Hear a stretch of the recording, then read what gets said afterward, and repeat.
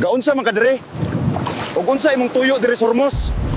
Unsa man ka, Iranian, Chinese, o Russian? Mangutana pa man ka, oy! Kaklaro ng unggoy! Nangita ko sa akong bibi ko, niya gianod lamang ko sa mga balod dire. Imong bibi ko, ayaw kong binuangi kay kaya ti kang lumsan karon dayon. Tugani ko tinuod, espiya ka sa Iran. Nabuang ra na spiya naman untaan ni. Giingnan ti ka nga gidala lang ko sa kadagatan dire agi sa power of lahab nating match. Kinahanglan kang mukuyog sa amoa para pamatuoran nimo nga dili mo friend sa Iran. Naalang may mga pangutana sa imuha. Giatay, di ko oy! Huyo! I don't talk to strangers. Unya, dili ko ganahan maamong anang inyong gubot, oy! Giduol na sa mga Amerikano ang unggoy. Dili na tutugutan nga sila ang makakuha sa iyaha. Padulong na sila dire. Kung di ka muuban sa amuha, sila ang mukuha sa imuha. Bahala ka bugha gyud imong lubot ron. Unsay buga ang lubot, oy! Paita po na ning giilugan tuod ta, pero gipatungan po lagi tas gira. Seryoso lagi, General.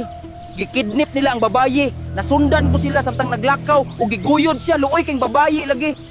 Ayaw la og hilak mong. Nituo man ko sa imuha, ikaw pa ba'y di ko tuuhan nga ikaw lang may akong sinaligan dire kay ikaw lang man pupusa. Dungog og kita kayo sa akong duha ka mata og dunggan kung asa nagsugod ang ilang pagsumpaki ay, General. Isaysay sa akwa imong mga na-witness aron magaman ko og report ug karon dayon adtuon ta sila para sagupon ang babayi. Katong babae kay na full sa unggoy. Unya ang usang unggoy na full sa unggoy nga nagugmaan atong babayi. Yawa man po diyan ang ungguya, giilugan di ay. Matay, murag pamilyar man sa ako anang sitwasyon na. Ambot unsay na atong ungguya. Unya katong ungguya ang babayi iyang gipili. Kay bisan ako po dagway di po ko mupili ni Tilma, oy.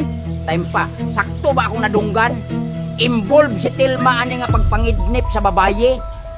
Shocking revelation, General, kay bisan ako dili ko katuo. Ang ila ko kay Tilma kay buotan gyud pero murag nadala ra sa bugso ng damdamin. Pastilan si Telma, tagae kuno kog description in details sa babaye nga gikidnip, unsay iyang itsura ug unsay iyang gisuot. Ganina ra ta nagstorya karon pa ka mangutana. Ang itsura sa babayi, General, kay naa say pagkatsilaon unya ang iyang suot dahon saging lang. Positibo, nakunik na nako ang imong report ug ang babaye nga biktima sa pangpangidnip kay si Tricia, ang gikabuangan sa akong anak. Sigoy ang uyab atong babayi.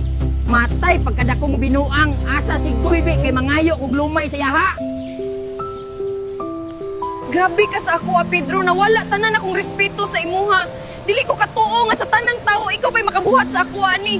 Ang gibuhat nako ay para lamang sa imong kaayuhan. Ug tungod lang sa akong paghigugma kanimo, Trish. Hilom, Pedro, oy. Paghigugma imong tawag aning gibuhat nimo sa ako karon.